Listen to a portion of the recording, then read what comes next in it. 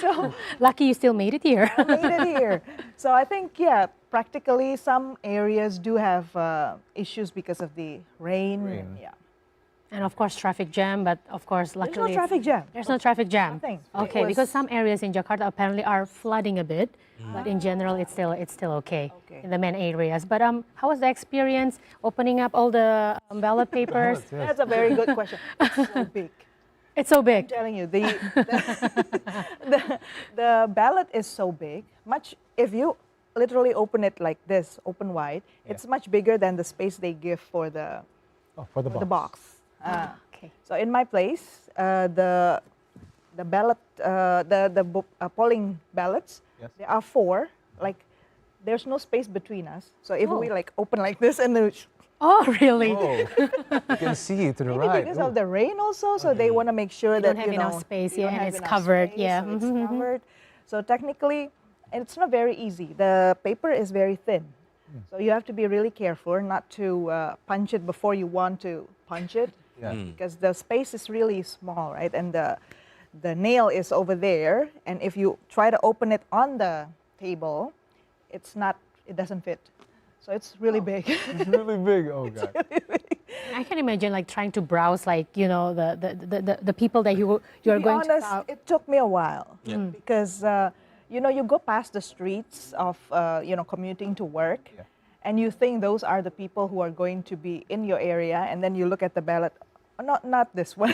Not this one. So apparently not everybody put Okay. their faces on the street. Exactly. Yeah, not everybody. So the one on my ballot, I was saying, I never see these faces before. It's a new one. So there are new ones. Okay. So I think for myself, which I think I'm quite an educated person who follow news and everything. Of course. It took me about 5 minutes more to just keep looking and But I decided to take this strategy. If some of you think what's the best, don't get confused. Yeah, just take one thing at a time. One Open thing. one. Take your time. Take your time. One open and then think. The DPR one, so that's for the national legislature. Vote that one and then fold. And then the next one. So do not open everything because it's going to be so confusing. One by one. It's a One good by tip one. right there. Just do everything one by one. by one. Do it slowly, and also, of course, make sure that all the ballots are in perfect condition before you vote. Okay, right now we are seeing on the screen right there, our Vice President Ma'ruf Amin is currently casting his vote. There you go. Yes. It does take a long process, yeah? It is. Lots of boxes, lots of papers, and thin papers also, as we mentioned from Badina. In Jakarta, we only cast 4 ballots, but ballots. in more rural areas, they have 5. So it takes them longer, I guess, Okay. to cast votes. And I mean, I can imagine, like, have you done your homework? I assume you have, like, did. learning all the legislative candidates, I did. right? I mean, this is unusual. exactly. It takes such an effort, as normal citizens, to really be proactive in this case. You know what's Okay. interesting? Another observation that I think, because at the end of the day, during the voting day, you are somehow feel pushed that you have to finish it fast, right? Okay. Because there's big lines waiting for you.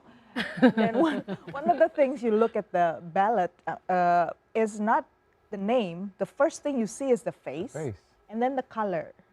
Okay. So, yeah, I don't know. Maybe that's for the legislature and all the candidates to think about how you appear on the ballot is really important.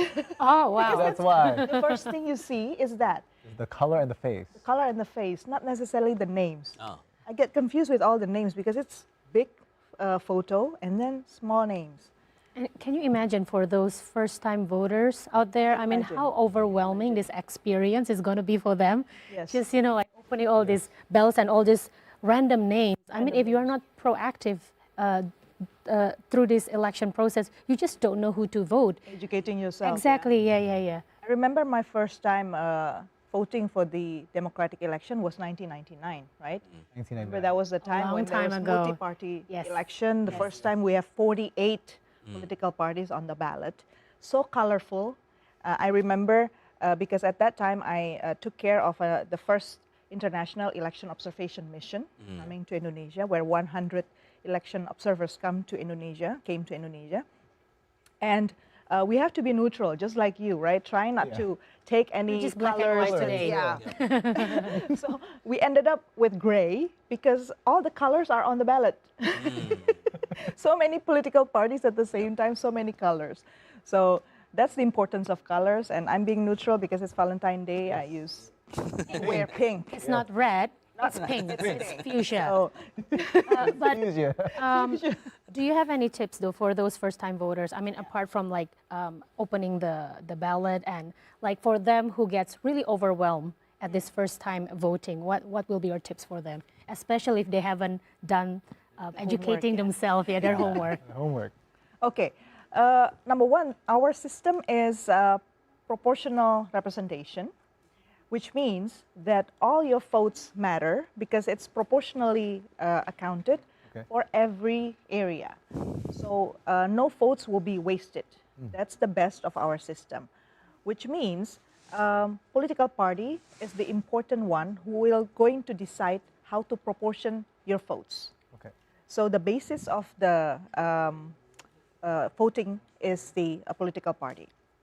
So if somehow you haven't done the work of checking all the names, think about just the political party you are more interested to, or you trust, or you think will be the best leader in the next 5 years.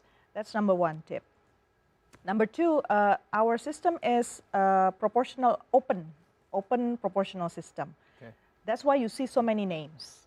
And in the open proportional system, basically, whoever gets most votes, they don't need to be number one on the list.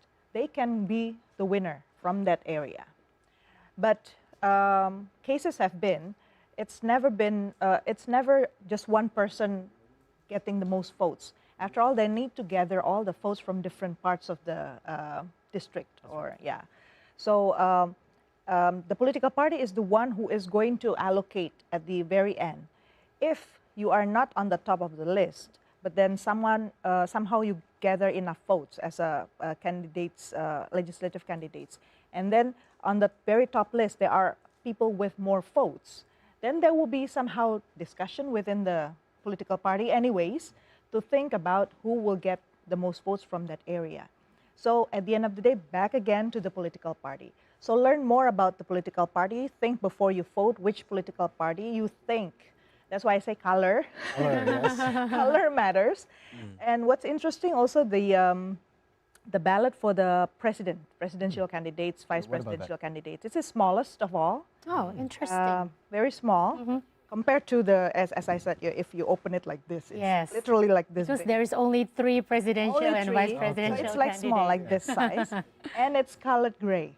Okay. Oh. So the ballot, the ballot is colored. If I'm not mistaken, if I recall correctly, blue, yellow, and green. Yeah, Green. Blue, yellow, and green. Yep. I think. And then the other one is gray. Yes. Great. So Okay. gray one is for the presidential candidates.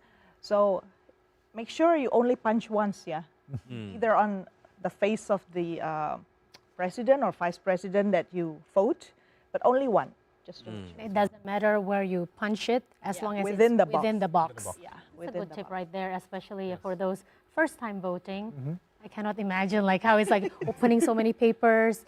And just now we already hear some tip that instead of opening all the papers all at once, At the same time, yeah. do it One one by by one. one. One by one. I started with the Take your bigger one. time. Maybe you choose the small one first and then go bigger. Up to you. And I mean, it's just pretty much the basic. If like you need to learn and you need to know which party that you would support. I mean, that's just the basic, right? If you don't know who are the legislative candidates, I mean, it is quite an overwhelming information for all of us. But yeah, at least know which party you are voting for. Yes. Okay. Yes. So Badina have shared with us her first election story. Next, we will ask Mas Radit about his first election story. But let's join up with Shafira Junior, our reporter, our TVRI World reporter. Shafira Junior is at Lebak Bulus, Jaksel, if we're not mistaken. So Shafira Junior, it's all yours. Please report to us.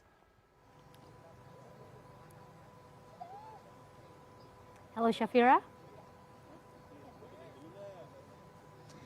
Hello there, reporting live from the polling station number 60 at Jalan Lebak Bulus 2 Dalam, where this polling station is the polling station of the presidential candidate number 1, Anies Baswedan, with his family.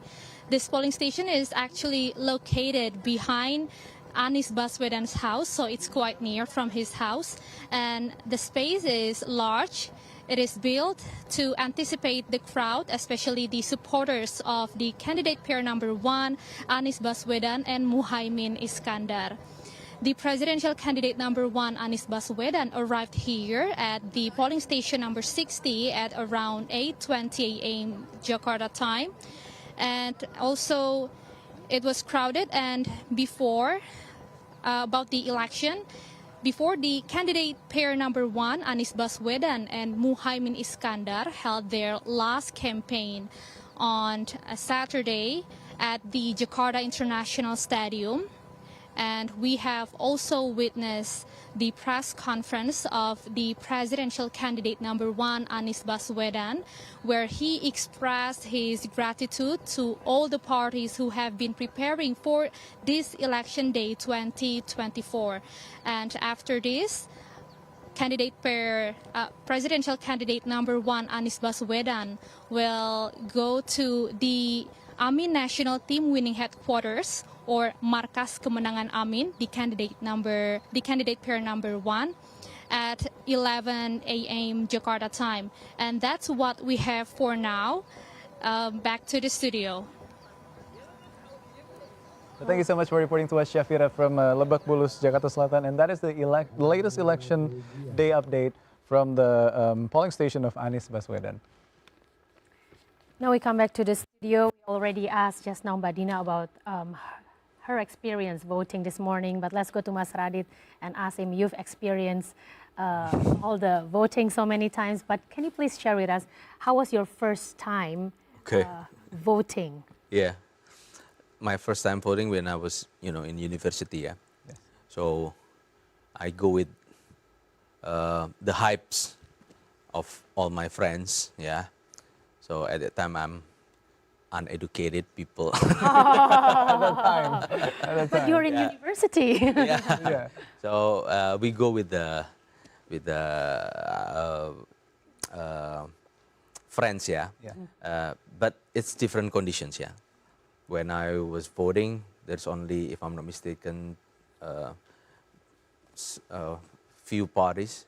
We have Golkar, the winners, and then PDIP.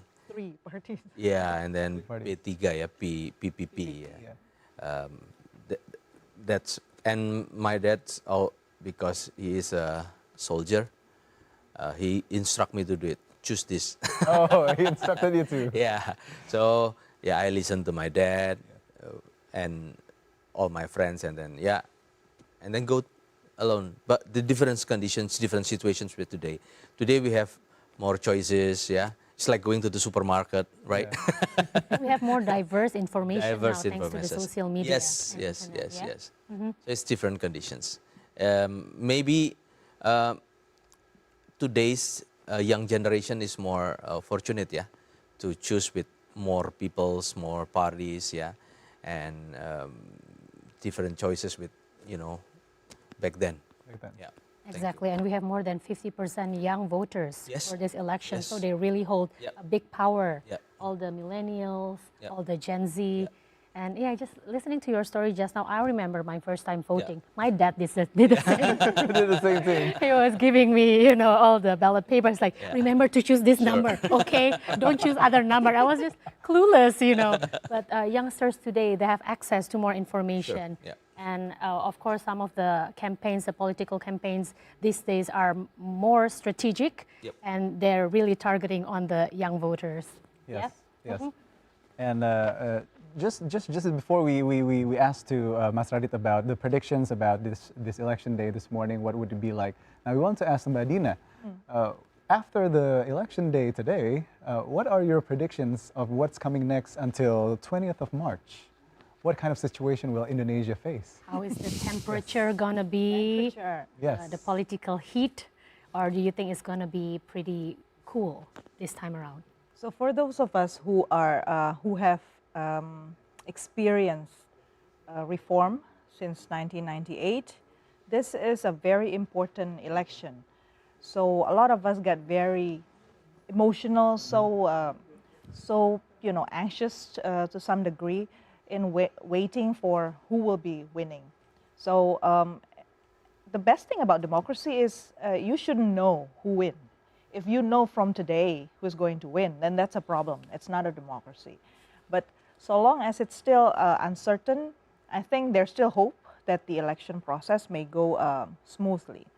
But to be honest, everybody's really waiting, counting mostly on which political party is going to win the most and which presidential candidate is going to win. So, all TV stations put along the quick count, right? Counts, yes. So people are going to watch for that in the next 1 day or two to make sure that everybody's now already spread the witness are alert on every polling stations. And just this morning, the candidates are already instructing their party cadres to make sure that they don't leave the polling stations, to keep watch of the polling stations. And it is indeed important. It's not the counting itself that matters, but it's the recap of the counting that people has been most anxious about. Indonesia is very big. It's a very simultaneous process. Everybody is doing it at literally the same time, but different parts of Indonesia is already almost done with their voting counts, and which means that they're probably going to start entering the number of who is the winning party. But it's not going to be considered fixed number of result until everything is put back to the center, and then the KPU, the Election Commission, is going to declare. So between those time period, which you say until the 20th of March or so, is a very critical time. And there have been suspicions that the calculation process is going to be instructed from above. So the local people may be, maybe fair and maybe honest. But once the numbers are already counted, there may be something dark over there. And given the distance of Indonesia, given the fact that, there has been some information of misinformations in some parts of Indonesia as well, right? Yes. And I think it's the complexity of, the number of ballots and what to do next. It's not very easy. So I really hope that at least it's going to be peaceful. Peaceful. That's what I hope most, regardless of who will win and all. Yeah. Who will win? I think everybody just watch. I trust in the NGOs who are out there and also trying to keep watch and be an extra eye to the political party witnesses. They are independent, and I think they also have their own tools to make sure that the votes from every polling stations will be accurately counted up to the national level. Yes, well, that is what Mas Radit has mentioned that just now, that it is so important to keep the check and balances throughout this election until the result have been publicized later on. And I'm just wondering, apart from the independent organization that you mentioned just now, how effective is the election supervisory agency and Panwaslu for this election? Well, that's the issue. Everybody has been talking in the past few days before the election. It becomes very certain that there is some kind of orchestration going on. We don't know as an individual, as a citizen. There are mechanisms, of course, to check that. But the big question here is if the one in charge is already having dirty hands, who is going to say that which one is right, which one is wrong then? Yeah. So that's the issue. So I think I understand the fight of independent people. people who are very much not looking for money, not looking for positions, but they are very certain that democracy is our identity, and we have to, as a nation, guard that.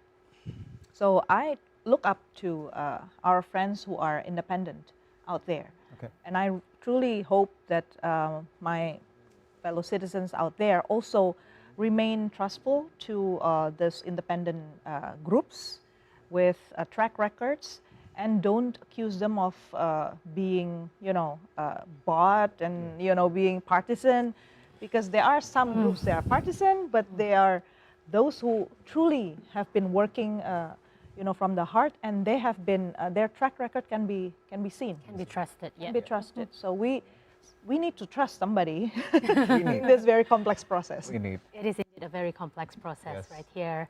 And we're at the moment connected to a number of TVRIWorld reporters across Indonesia, safeguarding really, being the watchdog for Indonesia to see this election process going on. And right now, let's check out another live report. Yes, we will take you to Makassar. I think we got Ashril. Ashril, can you give us a report from Makassar? Go ahead, Ashril. Okay. All right.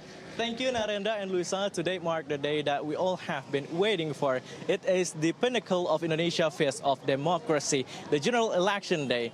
Today, as well, the registered people above 17 years of age are eligible to give their vote to determine the fate of Indonesia in the next 5 years. With high enthusiasm as well, various group of people have been coming to this polling station since early this morning, despite the unstable weather conditions here in Makassar. As you can see right behind me as well, many voters who have been registered in the final voters list are standing in line to cast their vote in choosing the chosen a candidate of presidency and vice presidents, but as well to choose the legislative candidate of Republic Indonesia. And may I add something as well, Narendra and Luisa, that each of the candidates are given a distinct color mark to differentiate in the polling booth paper, to make it easy as well to recognize for the voters to choose from. That's also available right over here if they are ready to choose their candidate on their polling booth.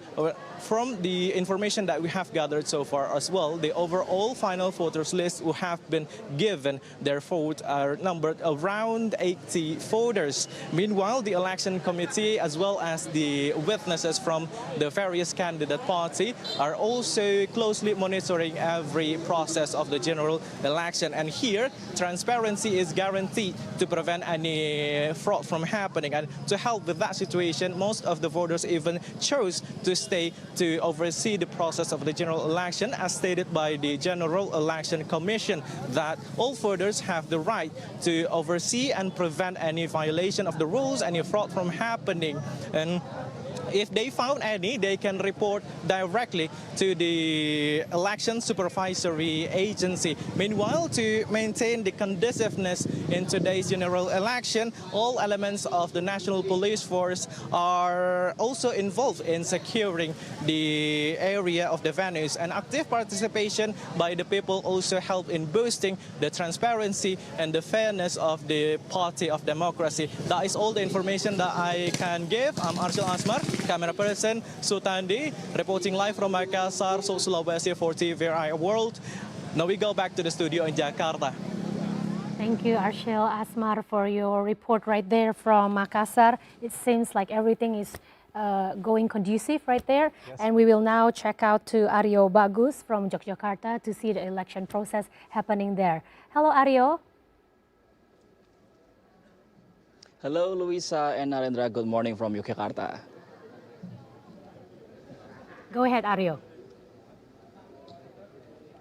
All right, so based on the data of permanent voters list released by the General Election Commission, or KPU, of Yogyakarta Special Region, there will be more than 2.8 million of voters registered, and almost 12,000 of polling station or ballot station, or TPS for short. They are ready to participate on today's election process, and including former Vice President in President Susilo Bambang Yudhoyono's era, Budiono, as well as the vice presidential candidate, Mahfud MD, who just casted his vote about 2 hours ago, along with his wife, Zaizatuni Hayati, as well as his youngest son, Royhan Akbar, at this TPS where I'm standing and reporting now. And if you can see behind me, the election process is still ongoing now, and some of the voters registered at this ballot station waiting for their turn to cast their votes. You can see also the excitement of the residents around the TPS or the ballot station who are currently waiting for their turn to cast their votes. And based on our monitoring, Luisa and Narendra, the TPS or the ballot station started welcoming the voters or the residents around the ballot station at about 7:30 a.m. earlier in the morning, and will be finished at 1 p.m. to then proceed to the vote counting process at this ballot station. Narendra, Luisa. Yes, Aryo. Now, here's a follow-up question to you in Yogyakarta, Aryo Bagus. Could you please elaborate more on the election day process there in Yogyakarta? From the permanent voters list registered on KPU Yogyakarta's data, there are also additional voters list for those who are not residents of Yogyakarta but have registered and wanted to give or cast their vote in Yogyakarta, as they are not able to go back to their hometown where they are officially registered due to several reasons. Today, the additional voters list will be given the opportunity to cast their vote from 12 p.m. to 1 p.m. And speaking about the additional voters list in Yogyakarta, reflecting on the previous election where there are a lot of out-of-town students who wish to vote in Yogyakarta yet are not able to vote in 2019 election, the General Election Commission of Yogyakarta on this election day provides particular polling station or a particular TPS for them located in various universities in Yogyakarta. This effort is performed as an anticipation to reduce abstain in 2024 election in Yogyakarta. Lastly, in the terms of the participation of or voters' participation level, General Election Commission of Yogyakarta is optimistic the level will increase in this year's election, which set to reach about 85% of the total of permanent voters list in Yogyakarta. From Yogyakarta, Aryo Bagus and camera person Tri Hartanto reporting live for TVRIWorld. Back to you, Narendra, Luisa. Well, Aryo Bagus, thank you so much for your report right there from Yogyakarta, and we wish you all the best for your next reports. We will check on you again later on throughout the day. Thank you, Aryo. Okay, let's get back to the studio here. We're still with Mbak Dina Prapto Raharja, the political scientist specializing in diplomacy, political economy, as well as Dr. Radityo F. Arianto, a lecturer from University of Pelita Harapan. And we've talked about predictions just now. I'm just curious here. I've asked Mas Radit just now about his predictions. I want to ask you now, Mbak Dina. What is your prediction for the result? Do you think it's going to be a one round or do you think it's going to be a two-round election? Mathematically speaking, it will be 2 rounds. Okay. If it's only 1 round, there's something is really suspicious. Oh, elaborate more on that, please. Because we know that the presidential candidate number 2 has been mentioning on the media that he is expecting to win this in 1 round. 1 round. Yeah. And you're saying this is mathematically suspicious. Why is that? Yeah, because to win the election, you need 50% plus 1, and you have to win in at least, let me check, double check to make sure, 20%, half of the provinces across Indonesia needs to be under you. And at least in every province, you get over 20%. So over 20% of the provinces will be with you. Yeah. So the challenge there is not just the number of account in accumulation, but the spread throughout Indonesia, which means that if you don't get the proportion correct across West Indonesia, Central Indonesia, and East Indonesia, which we know have different kind of geographic characteristics, it's not gonna be what do you call, like eloquent. Eloquent, yeah. It's not gonna be eloquent. It's not gonna be correct. Just something is wrong there. And then number two, if you look at the data during the campaign period, there are a number of polling stations keep saying that one candidate is very much beyond 50%. But methodologically, you can never actually know on the ground. People who usually get approached by polling centers are people who tend to be more urban. People who are in the rural areas and who actually have no access to social media, have no access to TV, is not yet quite portrayed here. So you cannot quite say that the polling station result will be equal to the polling result during the campaign. That's not equivalent. And many things have happened between the polling happening and the polling day today. Yes. And then number three, if you think about the efforts of all candidates, the three candidates, to canvass different parts of Indonesia and their technique to outreach to people, I don't think people will vote or decide until the very last minute. So, and looking also at the election in the past, if you have more than two candidates, you have two rounds. And that's one of the reasons why in the election law we have that possibility of having two rounds. Okay. We only have one round when we have two candidates, 2019 and then 2000 SBY, yeah, when SBY go for the second round. But before, everything else was two rounds. So that's your prediction. Now, if we can go to a further prediction now with Mas Radit, supposing, as what Mbak Dina said, is going to be two rounds, what kind of political maneuver are we seeing later on in the future? Who's going to get together with who? And what do you think is going to happen? It's very difficult, to predict, Yeah. The inclinations of going with the big coalitions is very high. Okay, so if you go with someone who have a lot of voting, the probability to win will be higher.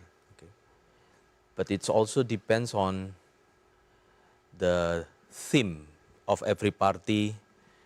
Try to market with its constituents. Yeah.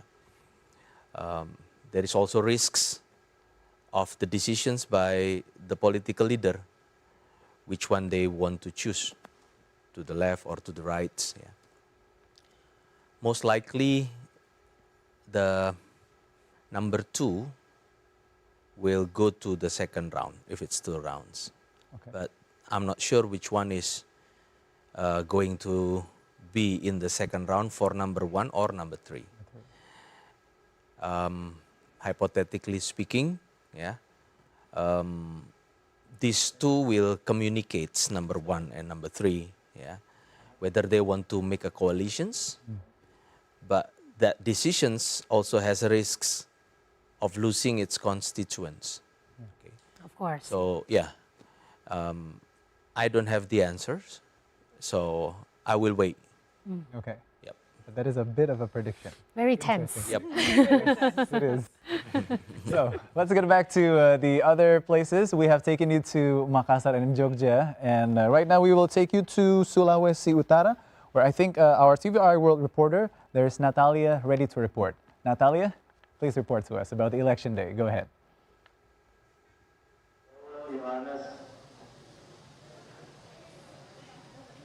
Okay, Natalia, can you hear us from the Jakarta studio? It is your turn to report to us about the election day there in Sulawesi Utara. Go ahead, Natalia.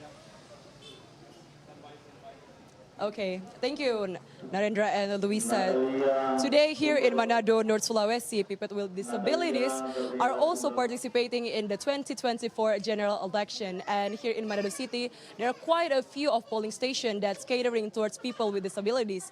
And one of them is the place where I'm standing right now at number 9 here in Palmpat sub-district. And as you can see right behind me, the voting has been already conducted since 7 a.m. in the morning, despite the heavy rainfall that has been occurring since 9 a.m. in the morning. But it doesn't subside the citizens of Manado City to cast their votes, especially people with impairments or disabilities. And the people with disabilities in Manado here, when they are going to vote and casting their vote inside of the booth, they will be accompanied by their own family members or by their special talented people, and also the staff will also help with them. And the flow, they look the same as the people with non-disabilities, because of here they already have the distinct place where they can come in and then they could stay their flow. And also, those who are requiring assistance has already been coming in ever since it is open at 7 a.m. And right now we are still waiting for the people that hasn't yet cast their vote, even if the people doesn't have any disabilities or still working normal.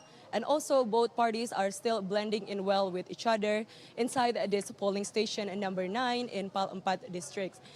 And also, we need to especially take care of the people with disabilities, because even though they have disabilities, they are still part of our Indonesian citizen, especially here in Manado. The numbers of disabilities are increasing year by year, and that doesn't subside. Also, the people like them could also still vote. I'm Natalia, reporting from Manado, North Sulawesi. Back to the studio.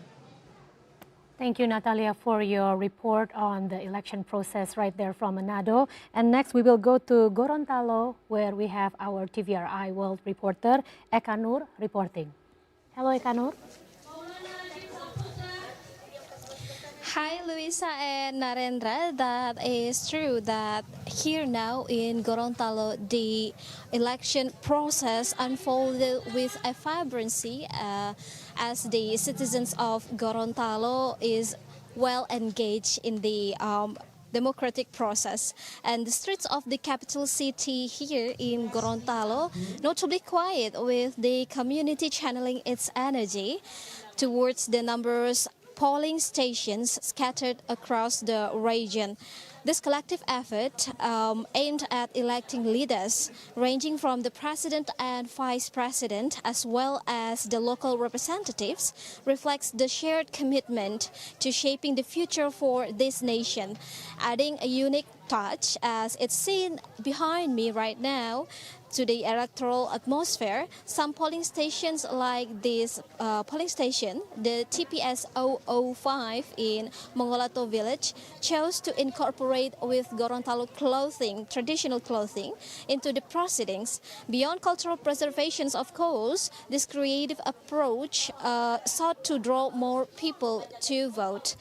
And then the strategy yielded positively, of course, and then the result is amazing as residents eagerly gathered at the voting stations, with some arriving as early as 6 a.m., a full hour before the official commencement of voting at 7 a.m., of course. Breaking down the numbers, Gorontalo boasts over 881,000 permanent voters spread across 6 regencies and cities.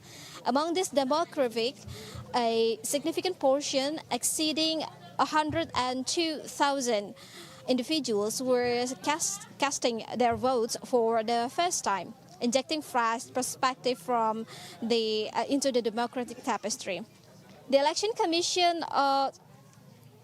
Commission meticulously established 3,539 polling stations strategically placed to minimize potential voters' congestion or voters jamming in each village or sub-district.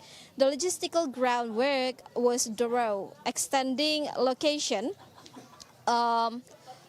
even to hard to reach locations. So the objective remains clear, ensuring that the 2024 election unfolds seamlessly, characterized by high-quality democratic principles. and a peaceful process, of course.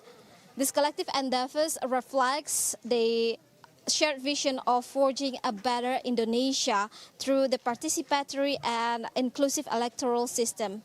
From Gorontalo, Eka Kemalasari and the camera person Wahyudin Latif reporting live for TVRI World. Thank you so much, Ekanur, for reporting in Gorontalo, and of course, Natalia in Manado. We're back here in Jakarta studio for the Election Day special in TVRI World. Now, we saw an interesting part where in Manado, Natalia has been given us a visualizers and reports about the disabilities and how the people in polling stations have been supportive for the people with disabilities to cast their vote. Now, I would like to ask Mbak Dina, as Mbak Dina is already on the Tanjung Barat polling stations back then, how is it for the disability people, if you can share it with us, Mbak Dina? So what's interesting about Indonesia, if I can give you a little perspective, a comparative perspective, because I've been watching election in several other countries as well. In more established democracies like the United States, for instance, it's only normal that they already have big facilities with ramps and with ballots accessible to the blind, for instance. Yes. That's only normal.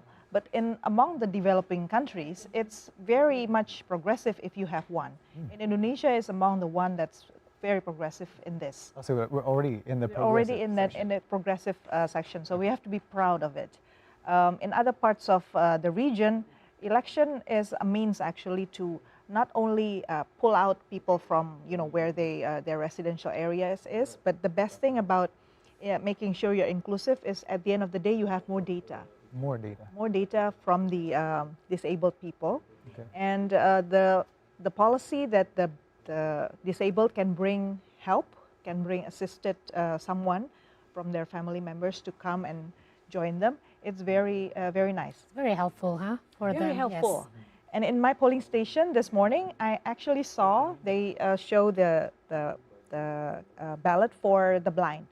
Oh. So they have it, and Yes. so The Braille. Braille letters, Yeah. yes. And they actually count it. So that means in my area there are people who need that assistance, right?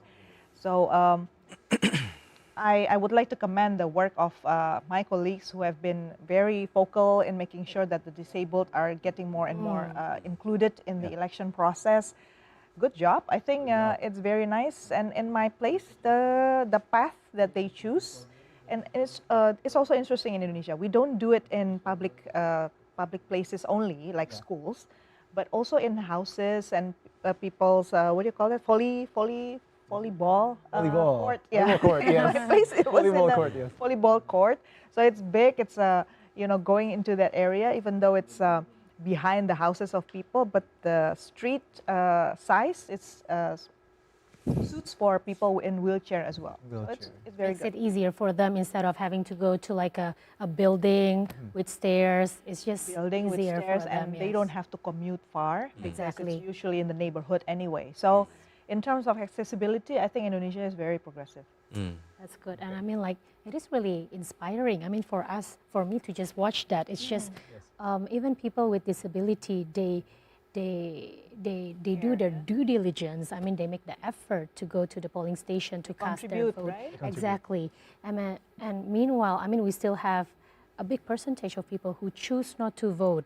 And Mas Radit, what's your thought on this? Why do we still have a lot of people who just, just decides like, I don't know who to choose and I just don't bother to choose anymore?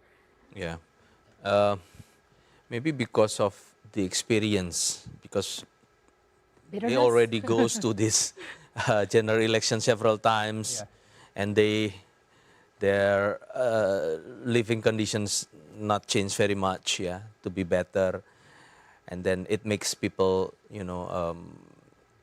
apathics, about these general elections, But some of them because of lack of communications, lack of socializations, and there's too much about complexities and confusions what have been told by Mbak Dina previously. So I think so many reasons why people cannot vote and won't able to be won't able to vote. Okay. Yes, and it is such a big percentage, we're talking about like 30%, if I'm not mistaken, of people who choose not to vote. I don't have the numbers yet. Maybe Mbak Dina has some informations, maybe. Of percentage of people who choose not to vote. Not to vote. Yeah. Oh, I don't know. Yeah. That one. In the past election, I mean, it's been a big percentage of people who still choose not to vote. What advice do you have for people who are currently still staying at their houses now and still, you know, like feeling, you know, they're not motivated to go there and vote, and we still have a couple of hours? What advice do you have for them? The importance of us casting vote is for the legitimacy of whoever being chosen. So if you don't take part, whoever is becoming the leader in our country and your representative in the legislature, which by the way is very important, you know, even if we think they don't do enough for us, still they produce legislative and rules and regulations that would balance the work of the executive, which is the president. If you don't cast vote, that means the amount of people who are eligible to vote is much less than who the leader can actually get. And that affects the legitimacy of whoever becomes the leader. I'll give you the example of the United States. The United States voters are still big in numbers, actually large. But the number of people who are apathy about the election process in the US continues to rise. And what happened is not improving the system whatsoever. Instead, whoever becomes the president, the last example was Donald Trump, for instance, people are keeping distance, and this person Donald Trump think that he gets all the support from the people, win the majority, while in reality, only 40% of U.S. voters vote. Wow. Of the eligible voters. So that's a small number of people who can actually cast votes. Okay. Think about the legitimacy. So whoever win in Indonesia may say very proudly, I win the election in 270 million population, but in reality, a lot of people don't vote for them. So it's a problem of legitimacy. So please don't vote and give too much confidence to whoever being elected, because your vote matters. Yeah. Each vote matters. Each vote. Even though sometimes we think, oh, it's just me, I'm just one person, you know, it doesn't matter. But Without one, there's no million. Without one, there's no million. that is true, that is true. Now, Mas Radit, just now in the beginning of our show, you have already shared with us the strengths and weaknesses of the presidential and vice presidential candidate number 2. Yep. Now, can I please ask your opinion again, Mas Radit? Briefly, what do you think is the strengths and weaknesses of the other presidential candidate? Let's go with number 1 first. Okay. Number 1 is Pak Anies Baswedan, yeah. Yes. So Pak Anies Baswedan, in my opinion, has successfully becoming the governor of Indonesia. We know several, infrastructure he built, yeah, such as Jakarta International Stadium, and then Jakarta Library in Taman Ismail Marzuki, yeah, and the Jaklingko integrated transportations. So I believe he has the capability, yeah, to become the next leader of Indonesia. Yeah. So these 3 candidates, yeah, Pak Anies, Pak Prabowo, and also Pak Ganjar, again, is the best choices Indonesia has today. Yeah. And go back to Pak Anies, one of the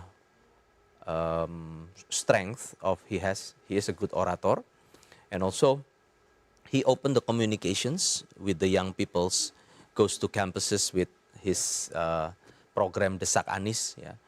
So invite communications, invite a lot of insights, yeah.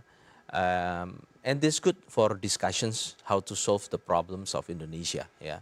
So we can hear even from the oppositions of him, yeah. So I think that one is his strength, yeah. Do you see any weaknesses coming from the first presidential candidate? The weakness, yeah, I think a lot of people relate him to 2019 governor elections, yeah, when he facing Mr. Ahok, yeah. But people forget that Anies is supported by Prabowo at that time, yeah. And if we talking about political identity, sin, yeah, I believe it's not just Pak Anies. I think Pak Anies is the candidates who run against Pak Ahok at that time, yeah. So he is the opponent, but he is not the enemy of Pak Ahok, yeah. So, but maybe a lot of people call it weaknesses on the 2019 governor elections. Yeah, maybe that one is the weakness of Pak Anies. Okay, we move on to Madinah right here. What's your opinion on the presidential and vice presidential candidates? Okay, so because I'm a political scientist and I look at the system instead of personality. And the importance of democracy is the question whether somebody can shape a system. So the system in Indonesia is something that has been transferred from the past authoritarian regime under the New Order period. So it's a very strong legacy, not just the fact that the institutions that used to be in the New Order was still here, but also the practices of how people communicate to each other, instruct each other, how they develop budget, how they appropriate budget allocations, how they relate between the executive and legislative. These are important factors you have to watch for.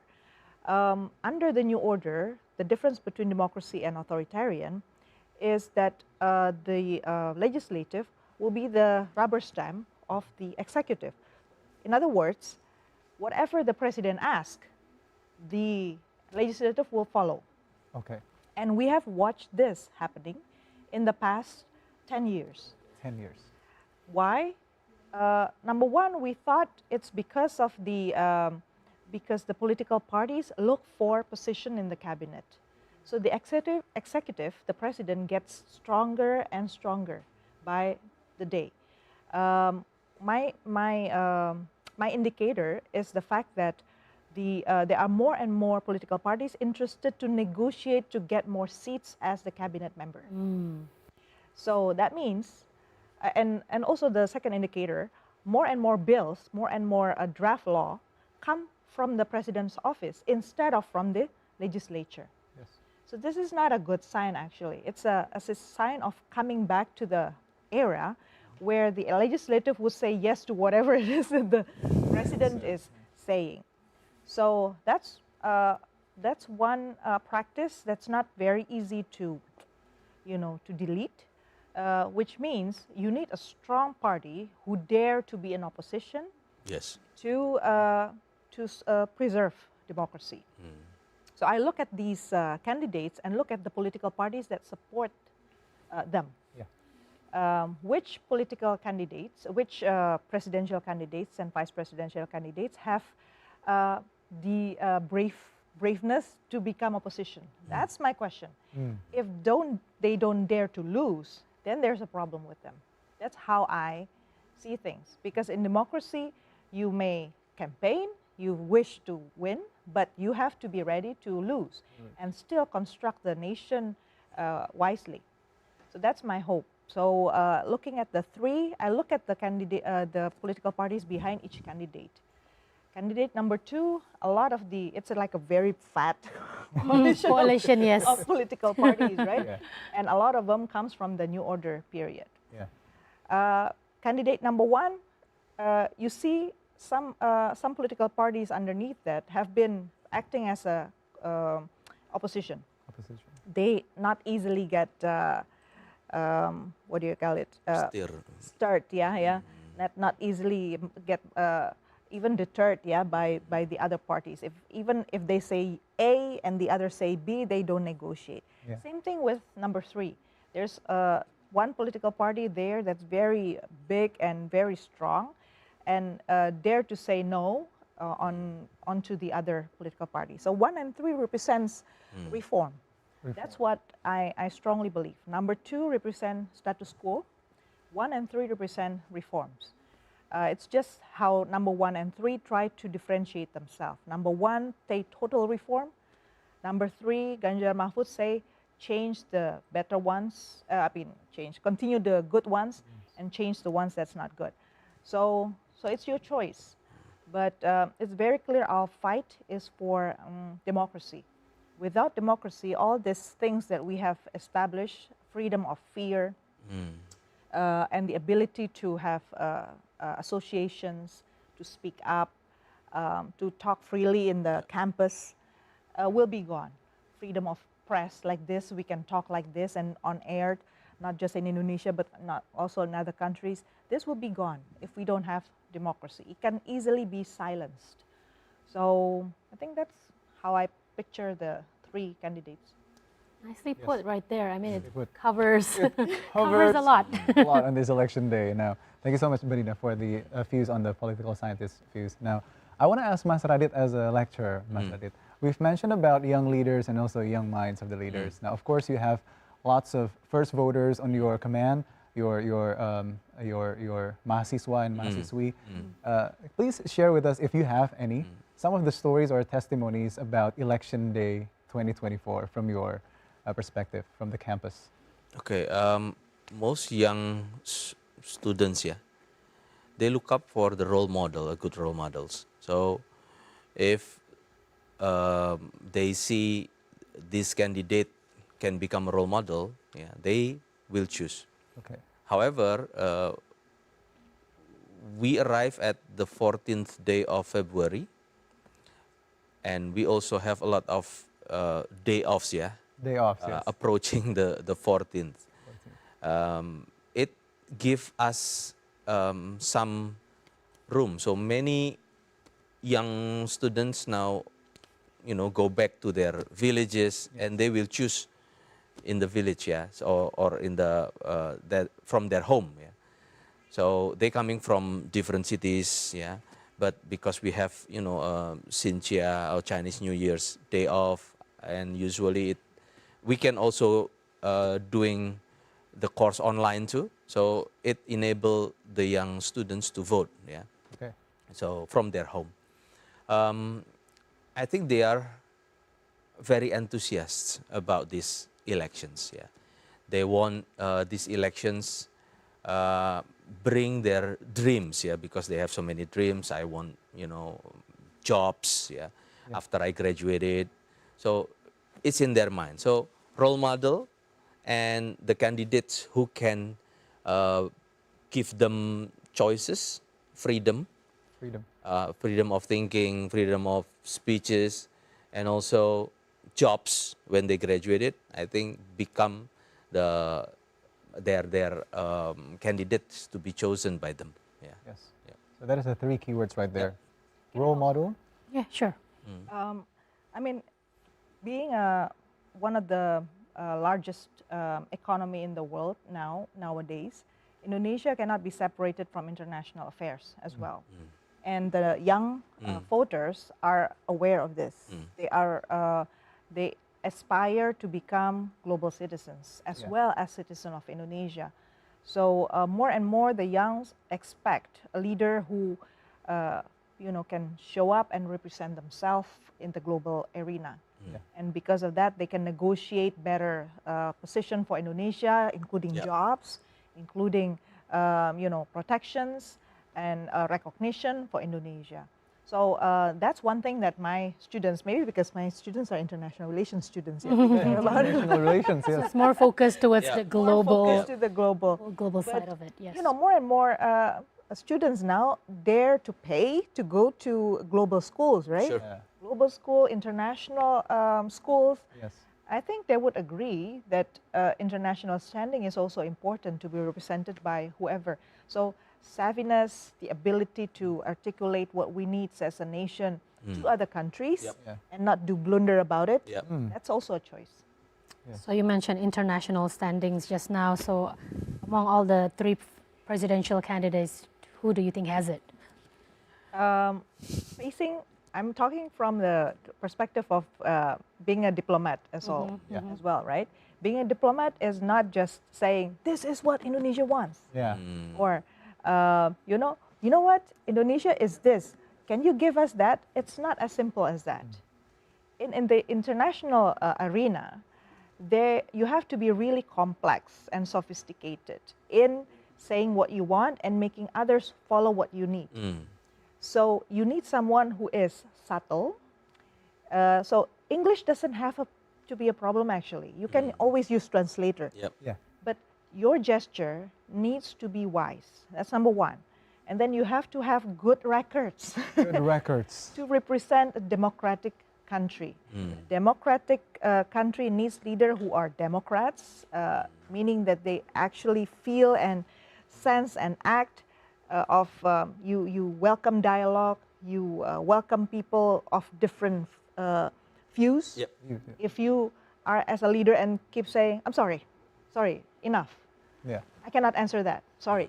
The more you say sorry, the more you're More on gesture, aware. you Yeah, you're not a democratic, because democratic people, let me give you an example of even Putin, Putin from Russia, Yeah. keep trying to show that he is a Democrat, that he is voted by people, which is why he dared to be asked by media from all sorts of different countries and make a very long interview, face to face. You ask me anything, I answer. So you're not afraid of the media, you're not afraid of students, you're not afraid of civil society. Yeah. That's a democratic leader. That's number one homework. Number two, you have to face, number one, international media. Communities, yeah. Media, yeah. Media. They're fierce. And they're fierce. They're really sharp. Yeah. So if you are not prepared for that, and you tend to be, don't have answers for many things, well, I don't think that will represent Indonesia well. Indonesia has many, not only, candidates keep saying we have lots of resources, but it's not just about the resources. Lots of resources can be a curse. Can be a curse, because a lot of people want a lot for us, but for the world it may be scarce. It may be less than what the world needs. Yeah. And it's all about competition. The more you keep saying we are rich, we are rich, we are resourceful, the more people look at you and say, hey, give it away to me. Exactly, yes.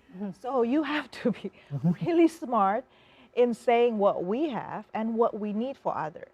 In international relations, I think my wisdom usually to the younger diplomats is to be humble. At the same time, you appreciate what others can provide to the world, and then you get in. Do you think President Jokowi has excelled in terms of his international standing during his 2 periods of presidency in Indonesia? He never quite cared about international affairs. You think so? No, he never. He never actually have opportunities for people to have dialogue with him. Yeah. Many times, opportunities where a dialogue is needed, he will dispatch it to either the Minister of Foreign Affairs, or LBP, right? Pak Luhut, for instance, or other minister. So he doesn't face the critiques and all the tough questions himself, but he does lots of events, lots and lots of events. That's his way of. And last year we have so many international events happening in Indonesia for the world, right? For the world, yeah. But again, because I'm international affair person, and I expect more. I expect more, and I've seen how others have done things. Countries like India, for instance, they don't do lots of international events. And they have, compared to Indonesia, who use big screens like this, and lots of musics and bumpers and social media. India doesn't do that. No. But yet, nobody ignore India, because it's already a powerful in size.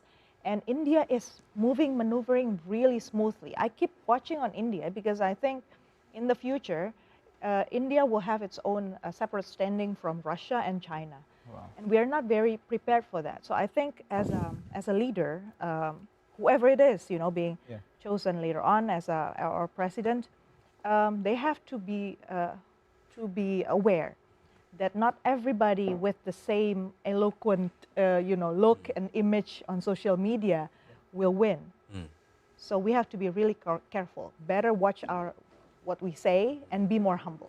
Now, we're starting to run out of time. We've been chatting for almost, Almost 3 hours now. Louisa. Yes, almost 3 hours. It's Wow. such an interesting topic. Like, Yeah. it can go all over. We have so many things to cover. But Mas Radit, we've heard all these presidential and vice presidential candidates talking, telling all their programs, all their promises, especially through the 5 debates. But the question is, will they follow up on their promises and their programs? Because, like a lot of people out there, the apathy people, especially, they're saying, whatever I choose, I will still have to work tomorrow, and there won't be major changes to my life tomorrow. How do we ensure that whoever wins this election will keep their promises to what they have promised during this campaign? Okay.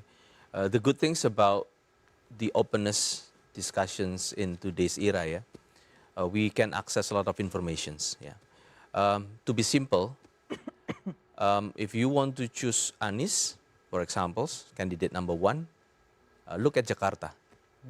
If you're satisfied, you choose him. Okay. If you want to choose Pak Prabowo, for example, look at the history about him and also the performance during his administrations becoming the defense ministers. If you're satisfied, choose him. If you want to choose Ganjar, he has been the governor of Jawa Tengah, center of Java. If you're satisfied with what he have done in Jawa Tengah, in Central Java, you may choose him. It's to be simple. So historic performance is very important.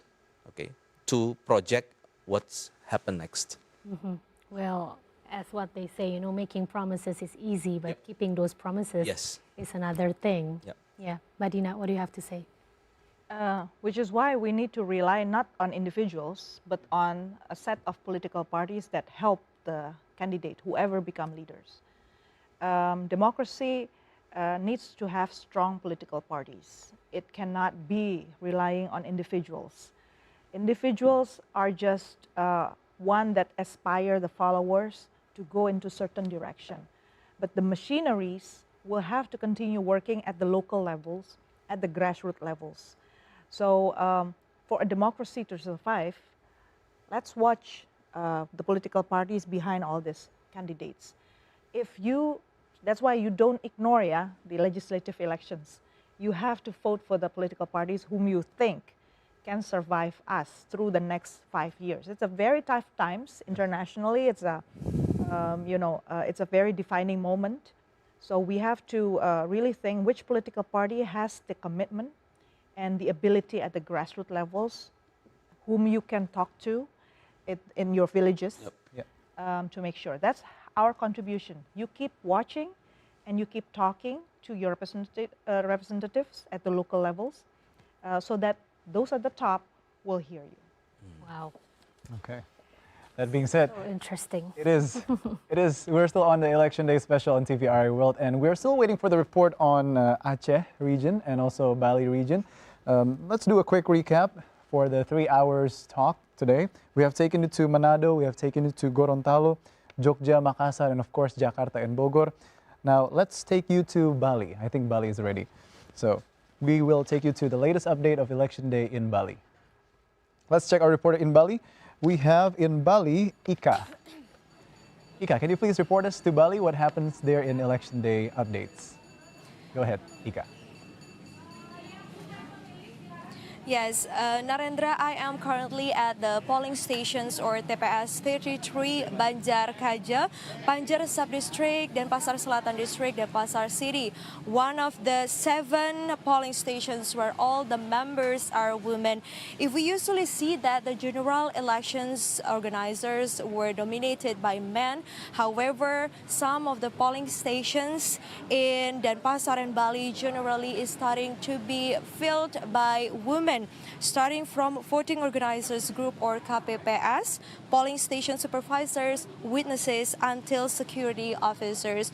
Also, all of the officers and community who are coming to vote today are wearing Balinese traditional clothing to show ethics and also local wisdom in Bali. During a meeting, the chairman of the Denpasar General Election Commission, Dewa Ayu Sekar Anggrani, stated that the placement of female officers starting from the lowest level is as a response to the request of the General Elections Commission of Bali Province to have one polling station that is fully organized by women. The presence of these polling stations where all the members are women is getting positive response because it opens up more space for women to obtain opportunities to engage and also to join in the process of democracy and elections. This report also supports fulfillment of women affirmations according to law number 7, year 2017 about elections, and it also regulates for the organizers, namely the General Election Commissions at the provincial and city or district levels, to pay attention to 30% representations of women. And in this TPS 33, there are 291 final voters lists or DPT who use their rights to vote to decide their leaders and also legislative members for the next 5 years. And until now, there are around 100 voters who already cast their votes. And as you can see behind me, the election process is going well and still under control.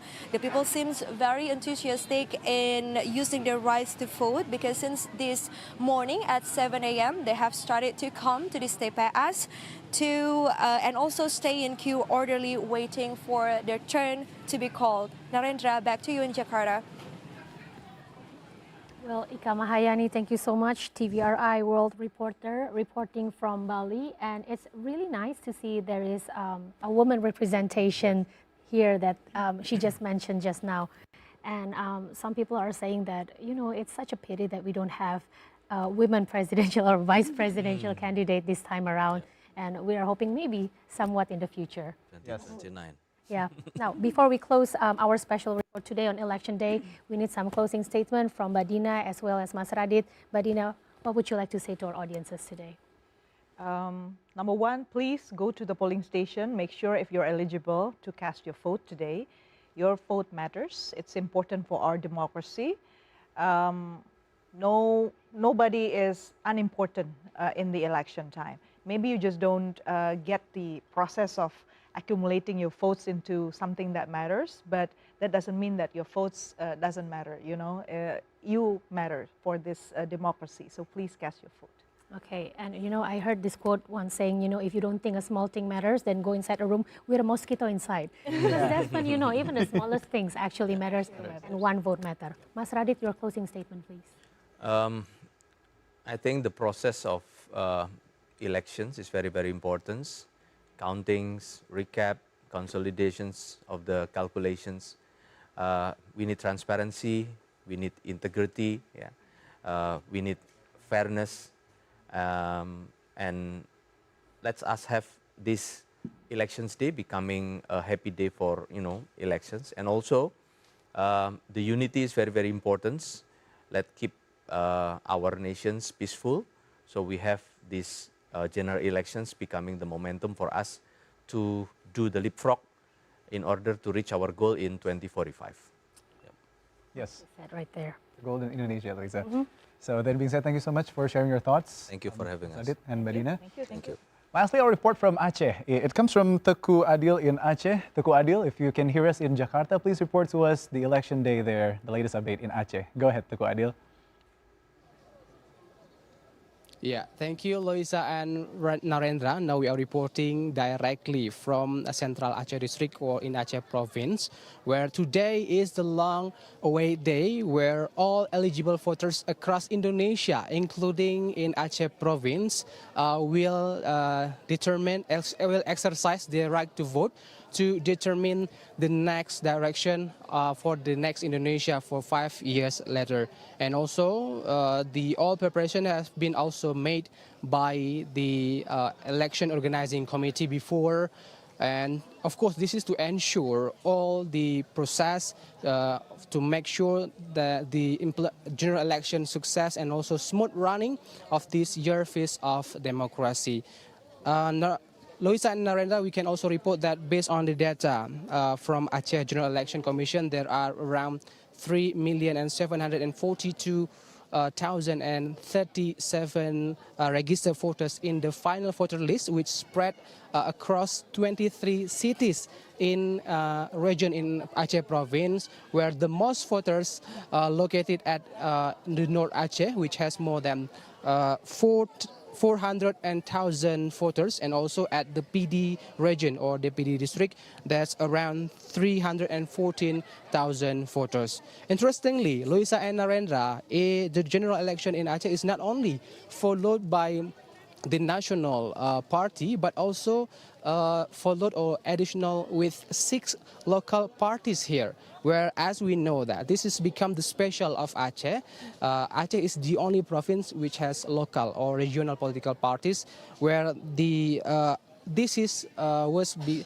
as a result from the negotiation between the Indonesian government and the Free Aceh Movement or GAM in the Helsinki Peace of Memorandum back in 2005. But the presence of these local political parties in this contestation of the general election started since 2007, where the MOU or these agreements give the benefits to Acehese people, to us, to govern our province independently, but of course despite monitoring by the national government. Back to you, Loisa and Narendra. Toko Adil, thank you so much for your live report right there from Aceh.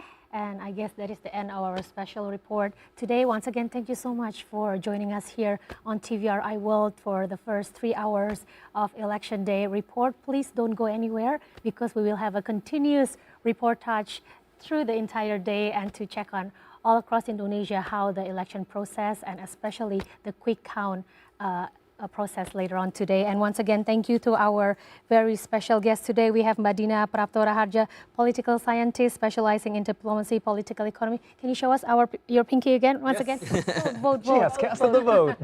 Yeah, go vote, everybody. Your vote matters. And of course, to Dr. Radityo F. Arianto, a lecturer from University of Pelita Harapan. Yep. Thank you so much for joining us here today and sharing your insights with us. Thank you. Yes. And once again, do not forget that we are live in TVRI World for this election day up until 8 p.m. And more to come. Up next, we will have Uli Herdi and also Stephanie Silitonga for the national voting updates. So that being said, my name is Narendra Pawaka and this is my partner, Loisa Kusnandar. Thank you so much for watching TVRI World. Stay tuned and we'll see you again next time. And happy Election Day and happy Valentine's Day. Yes. Bye-bye. See you. Thank you.